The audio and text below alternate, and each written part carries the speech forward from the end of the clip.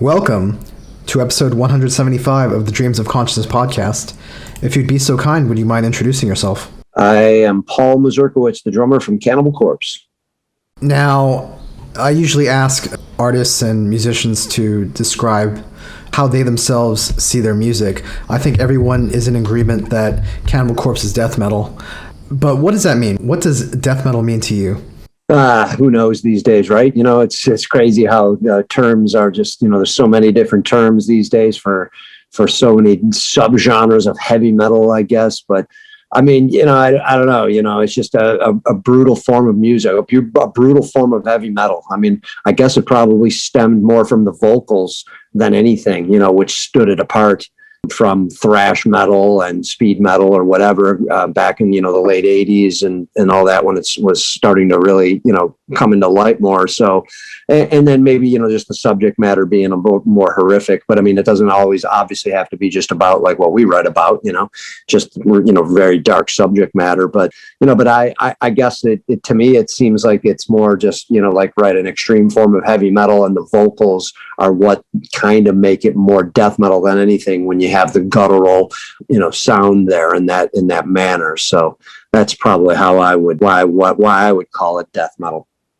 Now, are you happy with that description? Are you happy with CC being like the flagship band for death metal? I guess it doesn't really bother me. I don't care, actually. I mean, we're Cannibal Corpse. We're intense, brutal, extreme music, I guess, So it's up to everybody else what people label. Like I said, there's so many labels, so many different subgenres. Somebody might call it something different. Who knows? I just, it really doesn't. I really don't think about it too much. I just, we're a brutal, heavy band. An extreme heavy metal band. So that's kind of like the way I put it. But yeah, whatever. I don't. Okay. So your 15th album, Violence Unimagined, will be coming out on April 16th. Tell me a little bit about how this album came together. Well, it just came together pretty much like every other album. We have a time frame to work.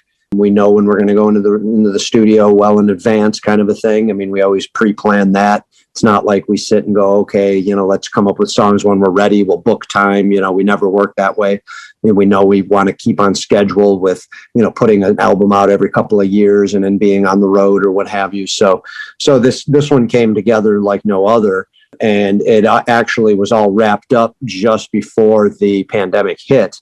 So that really didn't affect anything in the songwriting department or anything of that nature. It almost maybe affected the recording, because right when we were wrapping up like the songs and just kind of fine tuning everything, it was about a year ago now, end of March or mid-March, actually, when just when it hit. So we were just more concerned about, are we going to be able to record in April when we had the time booked? So luckily that all worked out, and when we were able to record on schedule and on time and all that. But but the recording, process, just, we spent a few months writing process. We spent a few months getting the songs together and creating, and then, like I said, practice, fine tune them, get them ready to, to record. So really, it was really just no different than any other album we've done. When did you start the writing process? It was probably started pretty much coming together around December, January of 20, right when we got done with the Red Before Black touring cycle. We finished at the end of November in the United States, the touring cycle for Red Before Black. And then, of course, there was the holidays, it was right after Thanksgiving in the United States. And then you got, the Christmas holiday and the New Year holiday coming up. But we knew we were going in April. So it basically started around that point, and then probably really just hit kind of like we hit it hard come, say, January 1st, when it was the new year, knowing that we only got a few months before we're in the studio. So can you tell me a little bit about your writing process and how it may have changed from the old days? Yeah, I mean, you look back at the old days, and it was a lot different. We created more as a band kind of a thing, like just guys getting into the practice room and everybody contributing a riff or whatever. Hey, what do you got? Everybody put them together and you make songs, and that's how a lot of the early Cannibal was made, especially on the first 3 records. And I guess around the Bleeding time is when we started to get a little bit more individual in the writing game there, where I remember Alex came up wanting to write his own couple songs or whatever by himself. He wrote "Fucked with a Knife," and that was like, I think maybe one of the first ones that it was just him writing the whole. And then it seemed to kind of go that route, throughout the career of the band. Then from that point, a lot more just individual. We've had some collaborations over time, and a little bit of still organic writing. Rob and I write a little more organic still, but Alex has maintained pretty much that writing process of the way he goes about it. Just kind of coming up with the songs. He'll send us MP3s, and we'll get the music and all that. And Eric goes about it the same way. So it's a lot of individual effort, which is fine. I mean, everybody gets to do what they want to do with their songs, and then they're still Cannibal Corpse. They come together. We all still have to shape them as a band, regardless. But that's pretty much the way they're done these days. So the Eric that you mentioned is Eric Rutan from Hate Eternal and Ripping Corpse. Of course, he spent some time with Morbid Angel. How did Eric get involved with the band? How did he become a full-time member?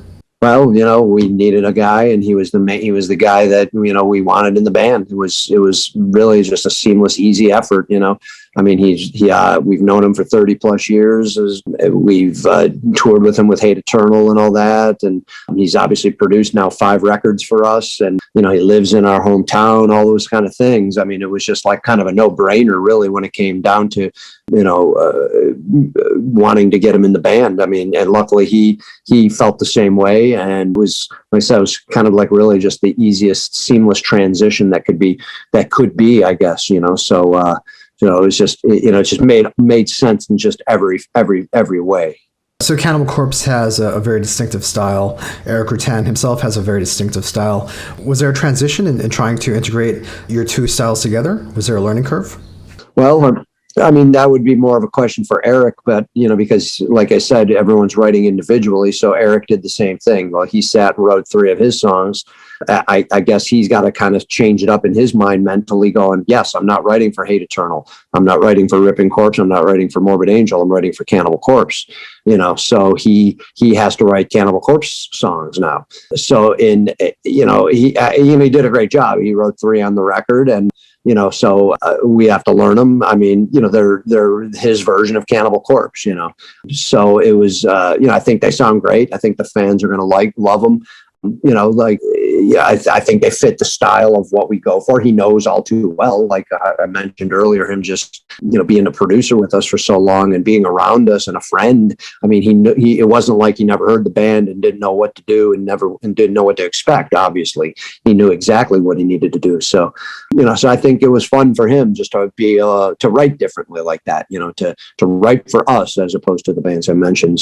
So it was cool. A lot of fun, something different, gives a little bit of a different flavor, a little aspect to the, to Cannibal sound here, having 3 of Eric's songs involved. So it'll be cool, man. It'll be really cool to see what the fans think. For you personally, was it tricky adapting your style to Eric's style? I think he tried to adapt to my style, to our style, because he's, like I said, he's writing for Cannibal Corpse. He's not expecting me to be Hate Eternal or Morbid Angel here, so he's going to be adapting to our style of writing, so, and everyone's going to have their way of writing. It's going to be a little different. Eric's very straightforward, so his songs, of course, if you heard him or, about to hear him, Condemnation, Contagion, Ritual Annihilation, and Overtorture on the new record, especially Ritual Annihilation and Overtorture, just very, very straightforward, fast songs. Condemnation, Contagion, probably the most different song he's ever written, because it's more of a plodding along, just cruncher, that he's not obviously used to writing, with Hate Eternal and previous bands. So I mean, it was him catering to kind of us, and then of course it was difficult. I mean, I still had to work, it wasn't easy. None of this was easy. Eric's songs, like I said, were Condemnation was challenging mentally a little more so, and Ritual and Overtorture were more of a physical songs that I had to kind of, work on, get my stamina up, get my speed going a little more so than I have maybe in a little while. So it was challenging. I think it was challenging for both of us, but he wrote some great Cannibal Corpse songs for sure. When you say challenging, do you just mean the physical aspects, or were there other reasons why his songs were challenging? Well, mentally as well. I mean, especially the way Alex and Eric write, they're writing individually, like I said, but what they also like to do, and I have no problem doing this makes it a lot different and a little more diverse in the drumming department, is, they pretty much come up with their drum ideas and lay them down. And, they're not set in stone or anything, but they have a good idea of, it's a good representation of what they're looking for in the drum department, and most of it's stuff that I would probably do. A lot of it isn't. So then that's what it comes down to, be a little bit more of the mental challenging. The beginning part of Condemnation Contagion, a very syncopated, just weird, little bit of bass drum shuffle in there with some cymbal work. That's just, it was a little difficult for me to grasp at first, because I would not do that. If I was writing the drum parts, I'm sure I would write something different. And then Alex writes the same way. The song Slowly Sawn and Cerements of the Flayed, very mental. I mean, Slowly Sawn especially, it's not a fast song at all. It's a very, it's a slow song on the record, and it's a great song, very heavy and all that, but it's so mental, because it's stuff that I probably would not have came up with. So I have to wrap my head around that, grasp it entirely, and then go to record. So it's challenging. It's challenging when we do it that way, but it's good. Like I said, it makes more of a diverse record, makes the drumming a little more diverse. We're all adding our little, touches to it, and if everyone's got cool ideas, I don't think anybody minds, somebody's got to, come up with a guitar riff. I've written guitar, songs over the years. I'm not really a guitar player, but I can do it, and I have, and, so it's just good to contribute, when it comes down to everything, the lyrics and, the drumming and the music, and anybody's got good ideas that's going to make the album and the songs come together as a whole. We're all for it. We're a band, so.